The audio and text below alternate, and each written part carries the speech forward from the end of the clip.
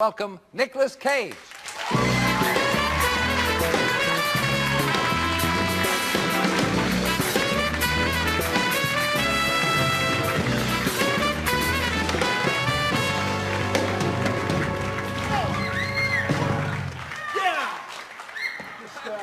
How you doing, Well, understatement's the watchword tonight. Oh, hang on a second. My mic, darn it, all that physical activity just took my mic off. You did a bit of that in Wild at Heart when you're dancing. Sure did. All those karate kicks. Heck, I'll just hold it. Yeah.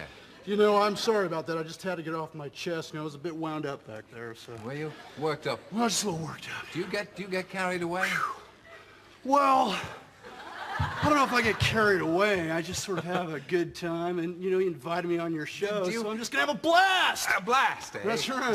Do you find that kind of thing loosens you up just to do a handsprings like that? Because I do that quite often. Do you? But before we start, I don't do it then. Let's talk about you now, Nicholas. Oh, sure thing. Because time's a wasting. Yeah, I got you. Wild at Heart, first of all, it's your new movie. And I have to say, I saw it in black and white because my video machine is not working properly, and I thought, oh, it's arty, it's done in black and white, but it's in full color, actually, isn't it? Yeah, it is, yeah. Yeah, and it's an extraordinary movie. Yeah, well, thank you. Yeah, and you're, again, I'm not big on sycophancy, but you're great in it. Well, thanks. You know what? This leather's really hot. Yeah.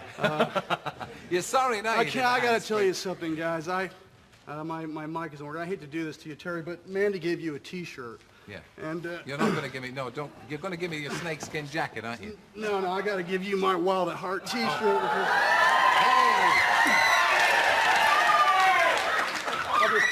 I'll just put this jacket. It's a big night for me, I can tell you.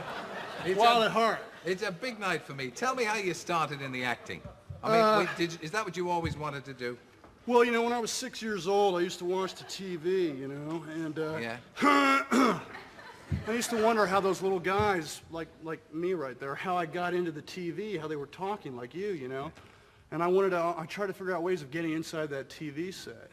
So that was the first time I really wanted to be an actor, I think. Yeah. You have been quoted as saying that if you hadn't been an actor, you'd be dead now. Well, you know, maybe I was a little bit far-fetched. I guess I had this need, you know, to do kind of crazy things, and maybe if I hadn't become an actor, I used to like the idea of robbing banks. Yeah. So at least now I don't really have to rob a bank. I can just do it in a movie. It's safer that way. You didn't go to acting school, though. I mean, would you say you're a natural actor? I used to get beat up on the bus every day. And then I was Nicky Coppola. That was my name. So one day I went to school, and I dressed up, put my cowboy boots on, put my black leather jacket on, put my sunglasses on, and said I was Roy Richards. And if you mess around with my cousin Nicky Coppola, I'm going to kick your ass. So after that, they never screwed around with me anymore. So that was really my first acting experience. Coppola couldn't have helped you as a name, could it? Well, you know, when I first started out, I was 16, and there was a guy named Eric Stoltz, a young actor, who was working on a movie with me called Fast Times. I'm sorry, man. That workout over there got really hot. Yeah. Well, it's warm in here tonight. A lot of the audience have taken their vests off. What happened to the London fog? Where's the London fog? There is no Where's London. the rain? There is no London smog. But it's the Clean Air Act, 1933. Anyway, yeah, he used to make fun of me because I was Coppola's nephew. You know, yeah. Godfather lines and Apocalypse Now lines. And after that, I just said, you know, I really don't need it. So I changed my name to Cage.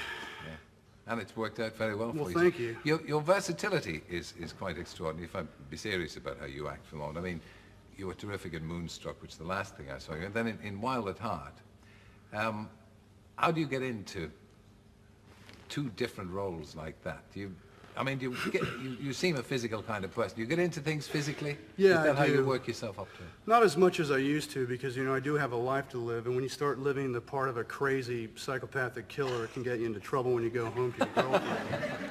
So... Didn't Richard Gere tell you off when you were making Cotton Club? Yeah, he said if you do that, you know, you'll have about 3 more movies left in you.